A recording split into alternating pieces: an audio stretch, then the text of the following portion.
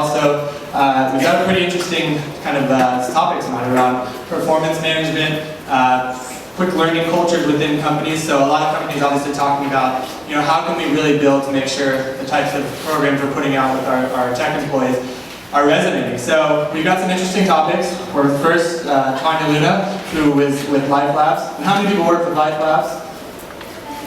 Awesome. That's always good to see. So they've been a great partner and really excited to have you guys here today. Tania's going to do a bit of an interactive program with you guys, and we're going to kind of do a little bit of lightning rounds out here today. We also have Rajiv from Reflective in the house over there. So he's been doing some great things. We actually brought him over here from San Francisco because he's been working with a lot of our clients in San Francisco, and they've been doing some really progressive things around performance management. So excited to have him share a little bit, and he's going to do a bit of a case study from Pinterest. We've also got Matt here from DigitalOcean. Somewhere awesome, right there, to my line of sight. And also Wendy from Etsy as well. So thank you guys all. They're both going to share a little bit about what they're actually doing, a bit of case study within their companies. So I think we really wanted to have some variety tonight, just to really bring this together and kind of talk about some things that you guys can take back to your individual companies as well, and keep it as interactive as possible. So we're going to kind of move through the content as quick as possible. If we do have some time, we might have some questions at the end. But if not, we will have the bar open for a little bit longer, and people can feel free to stay around and ask any questions. But thank you all for coming tonight. Really excited to be here. We're going to also ask at the end if we can pass around some feedback forms, really just to help know what are other types of events you'd like us to put on, because we're happy to do a lot of those for you guys, and just any other content or things that you would want to discuss. So thank you guys. With that, I will pass it over to Tania. So.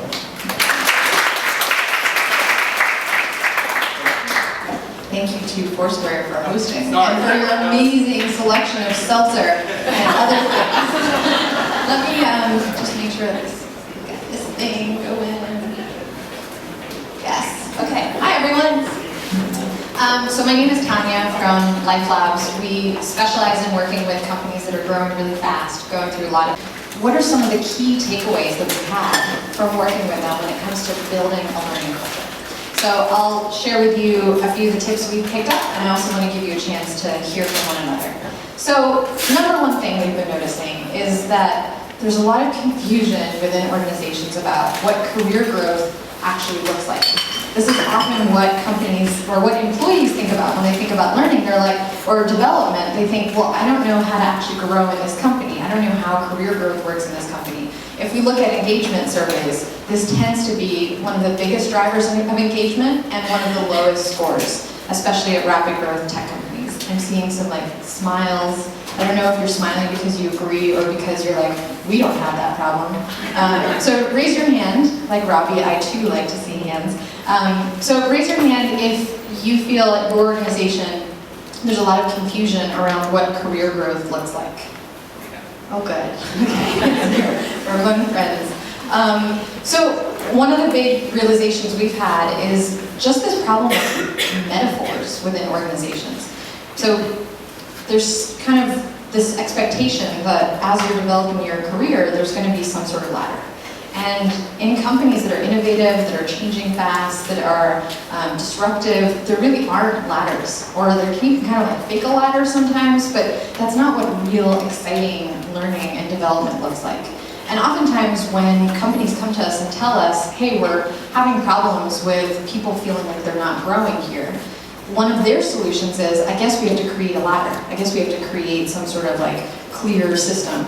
And what we realize through interventions is that that's not really what employees want. They just want a feeling of consistent learning and growing. It doesn't necessarily mean, even if they tell you, it doesn't necessarily mean that they want the ladder. So the metaphor that we really like is that career development in these organizations that are really innovative is more like a rock climbing wall. It's more like you get a chance to sort of explore and pick up all these different experiences and skills. And if you could just help frame people's thinking and help them understand that development isn't about climbing a ladder, it's about climbing this rock climbing wall, collecting all these little bits and pieces of experience, all of a sudden they really start to realize that those growth and learning opportunities exist right there in front of them in lots and lots of different ways.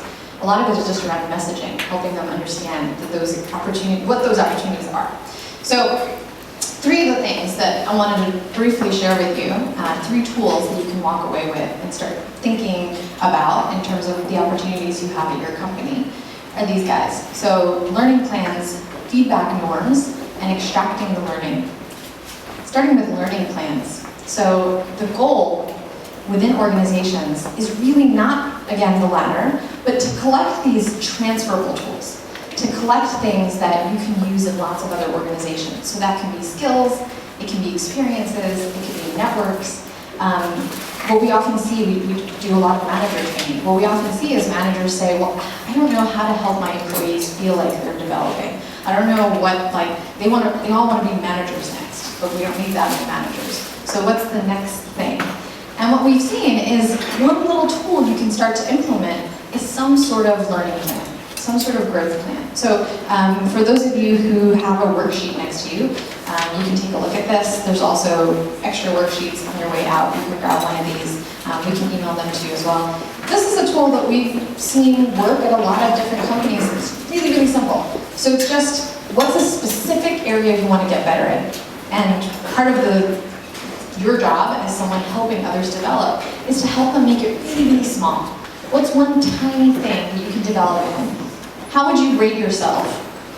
And what are the different opportunities you have to improve? You can really help people by giving them lots of options for how they can improve. For example, what experiences can they collect? What education, workshops, books, YouTube videos? What exposure? So who in their organization does this well that they can learn from? And then what's the action plan? What's a teeny tiny little step you can take this week? When do you want to do it by? And all you have to do as a manager or as someone in people operations, if you're trying to help people develop, is get people to focus on what do they want to develop, how do they want to measure it, and then what's the next step. And it can be really simple. So once a month or once a quarter, maybe you have a full career development conversation focused on small things. And then every week you say, what'd you do last week? What are you going to do this week? What did you do last week? What are you going to do this week? So it can be really, really small. So I want to give you a chance to try this out. If you have one of these in front of you, you can actually go ahead and fill it out. If you don't have one in front of you, you can do it in your head. I'll give you about a minute and a half just to see how it feels for your brain. All right, time's up. So you can introduce this as a plan, as a tool to your managers. This is one of the biggest kind of opportunities you have for spreading something within a culture. So for example, you can say, try this out with your one-on-ones, or try this out in your quarterly check-in or review process, whatever you have. But just giving tools is one of those things that can really influence the culture. All right, up next, feedback norms. So these two really go hand in hand. The goal, ideally, is to provide not just, hey, it's important to give feedback, but really clear-cut expectations. So in this company, if we want to have a learning culture, what do we give each other feedback on? And what are the tools we use for that? What training have you provided so that people actually have the confidence and the skill to give, receive, and ask for feedback? And I can go on and on and on about feedback. I love everything feedback related, as some of you know. But my favorite thing, and those of you who know LifeLabs well, you're going to be sick of this, but my favorite tool when it comes to giving feedback well is something we call the playing cards method. So I'll introduce it briefly and then I'll give you a chance to try it out. So the playing cards method, essentially what we've done is create a vocabulary for helping your brain recognize when you're giving high quality or low quality feedback. So we call a club negative feedback that's not specific. Those of you who know, why do we call it a club? Yes. Yeah, so it's like you're clubbing someone over the head with it. It's painful, it's not very useful. So someone give me an example of a club when it comes to feedback. Something that's just negative, what?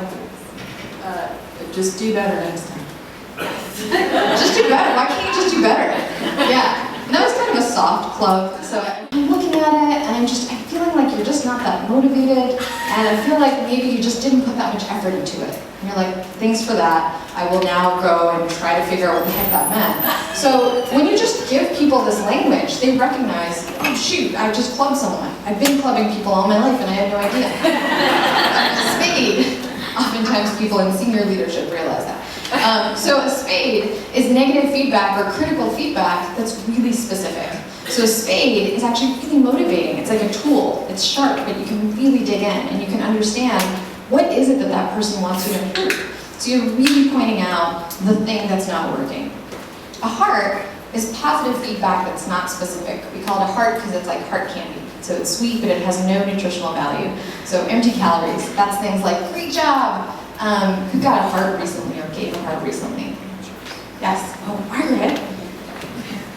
Oh, no, I'm supposed to give anything. Yeah. Just like a thanks for doing that. That was great. Yeah. That was great. Yeah, hearts are really easy to give out. They kind of are nice to hear, but it doesn't give you the feeling of, okay, I'm learning here, I'm growing. A diamond, on the other hand, is priceless because it's positive feedback that's really specific. So not only are you telling me that I did a good job, you're telling me exactly what I did well. And feedback is learning for the brain. If you look at most organizations and you ask people whether they feel satisfied in the quantity and quality of feedback they receive, most people say no. So there's many different things. Rajiv will talk about tools that he's developed for helping create a feedback culture, but just one tiny thing you could do is introduce a language, a norm around how you give feedback. So I want to give you a chance to practice this a bit. You'll need a partner. So groups of two, find someone who's sitting close to you, hopefully someone you don't work with. And we'll do this really quick. This will just be a really quick brain exercise. So don't do anything yet, just find your partner.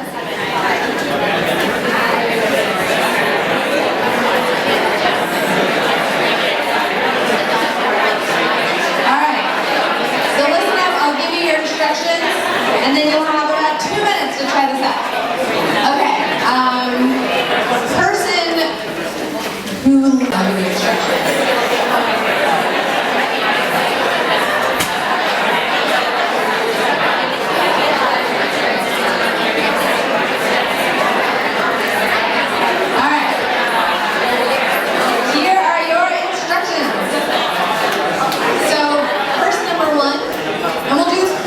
The idea is just to train your brain in this a little bit, just so you can get familiar with the concept. So, person number one, you are going to share what is the skill you want to get better at, and from before. So what's the skill you want to get better at, and what's one idea you have for starting to get better at that skill? You're just going to share it really briefly.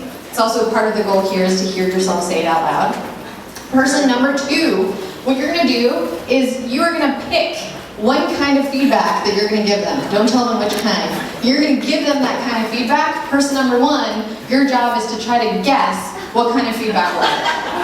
Don't be afraid to club some people, just for fun. So if they give you their thing that they want to get better at, and they tell you how they want to improve, and you say something like, I just don't think that's going to work. What is that? Versus if you say something like, the problem I see with that idea is that it would take a lot longer to get better at than what you're describing. What would that be? Spade, right? It's really specific, so the person can be like, okay, I understand what you're talking about. We're going to go really fast, so person number one, and don't take it personally, obviously. So person number one, you're going to share what's the thing you want to get better at, and what's your idea for making progress in that area. Person number two, you're going to give them a kind of feedback. Person number one guessed what it was, and then you're going to switch. Okay, so you've got 2.5, 3 minutes total. Go!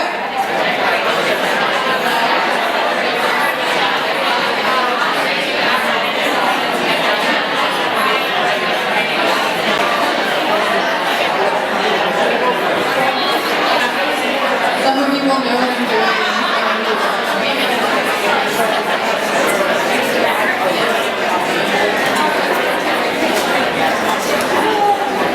Thank you to everyone who knew what that was. Okay. Raise your hand, just real quick survey. Raise your hand if you gave a club or a heart. Club or a heart. Okay, anyone to go for spade or diamond? Ooh, okay. Most people, when given a choice, will go for a club or a heart. Why? So this is where what happens in a culture, and why creating a learning culture is a challenge, is that it's really easy to not help each other learn. And it's really easy to not learn, even though our brains crave it, and then we complain that we don't get enough learning. So creating norms is a really powerful thing you can do for your culture. And last point, really quickly, is the goal of designing pause buttons into your organization, creating opportunities for people to push the pause button and get a chance to really reflect, to think about, well, what just happened? What did we learn from that? You know, things are moving so fast, change is constantly happening. So how does your company take the time to stop and say, a bunch of stuff just happened, what are we going to do with that stuff moving forward? So it can be, just as simple as introducing the language of extracting the learning. And on that worksheet, you'll see some of our favorite retrospective or debriefing questions. But you can just introduce this idea that these two questions in particular really make an impact on an organization. So for example, what can we learn from this that we can use moving forward? And what will we do differently from now on? So that simple increases an organization's capacity for constantly iterating, constantly learning. So I want to give you a chance to practice this one as well. Let's do groups of 2 again, but find someone you didn't talk to last time at your table, and just really fast, so far, if you've gotten a chance to talk to anyone, actually hold on before you start talking. So I'll give you instructions real quick, and then when we're done, I'm going to raise my hand, and if you see my hand up, it means raise your hand and stop talking. And then we'll all magically quiet down. It works. It's cheesy, but it works. Okay, so groups of 2, what you're sharing with one another is what's your learning so far just out of the conversations you've had today. Out of the conversations you've had today. And if you haven't gotten a chance to learn because you've been eating and getting seltzer and just enjoying this space, this beautiful space, just extract out what is one tiny little thing that you've learned so far this week. I know it's only Tuesday, but what's one little thing? And here's the thing about learning, especially with adult learning, what we know from the brain is that we learn only when we take the moment to stop and reflect and actually mark that experience as a learning. Because otherwise we're just constantly going to the next thing and the next thing and the next thing. So what is one thing extracted out that you've learned today or just this week? And really brief check-in round with one another. Ready, set, go.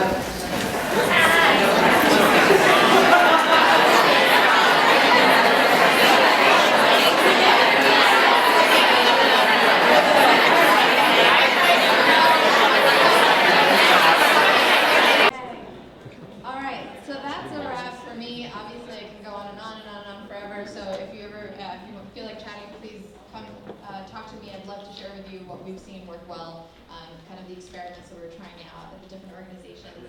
And with that, I will give you an opportunity to really get to know some of the speakers and their case studies and concrete examples of those organizations. At the end, if we have time for questions, come back to me, write them down, or just come see me. I'll be by the seltzer machine. And with that, done. Thank you all very much.